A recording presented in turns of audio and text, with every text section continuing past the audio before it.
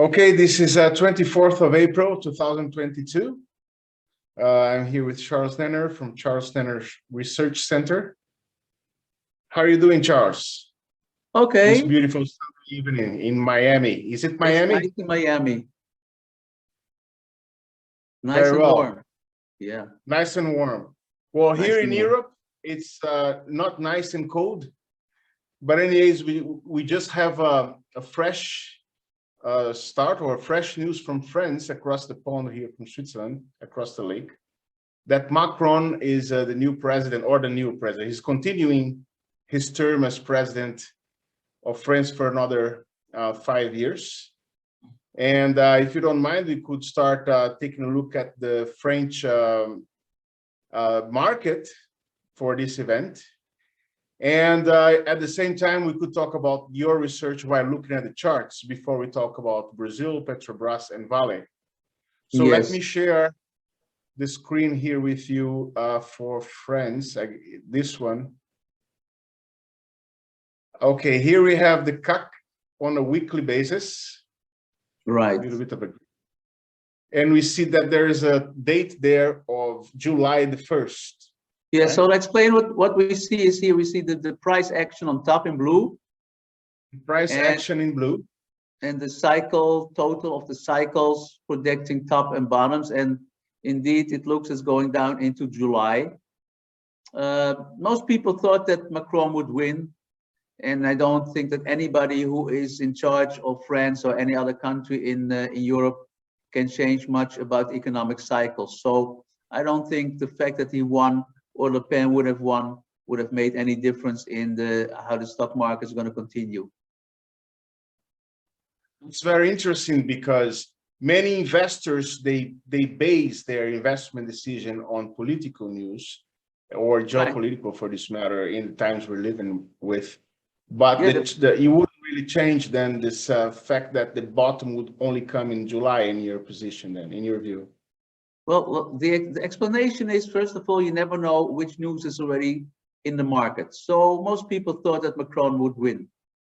And then the cycles are psychological cycles. So the fact is not important. The interpretation of the fact is important.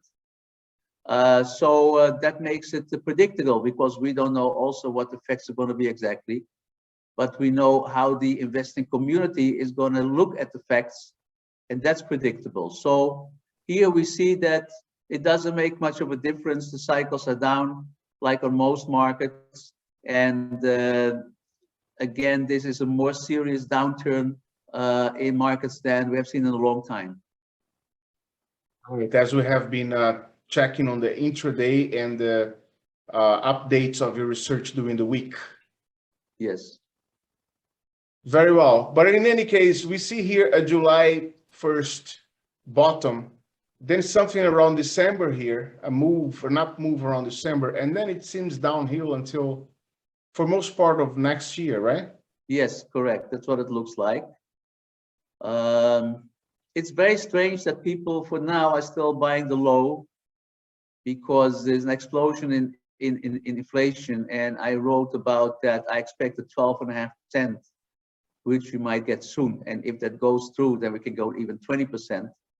Not only is it bad for the profits of companies, but there's now a way out for people who need some returns because the yields on 10 and 30-year bonds start being more attractive. So people then can sell their stocks and go into bonds, although they will never keep track with the inflation because the inflation is much higher than the rate we get on the bond market.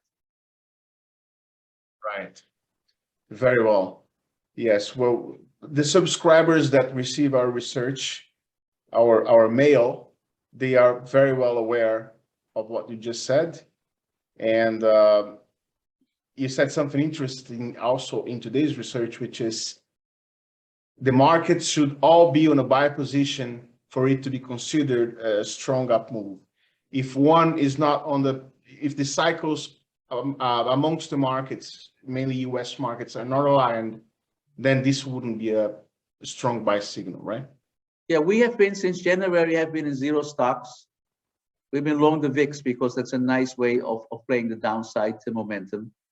And still a lot of people want to play the bouncers. But what I mean is we're following the S&P, NASDAQ, FANG, and Dow Jones. And what it means is all four have to give a buy signal in order to see any bounce going on. There could be some stocks that do crazy things like, you know, so Netflix or Facebook, and that brings down one of the indices. But as long as not four are in sync, we have no signal. Very well. Also, for the subscribers on today's mail, we have something on Netflix, which should be very interesting for those who are subscribing. So if you're still not subscribed, go to the 1-month free trial at charlesnenner.com, and you get all these updates for a month to see if it's in line with your market approach. But you sure see very interesting studies there.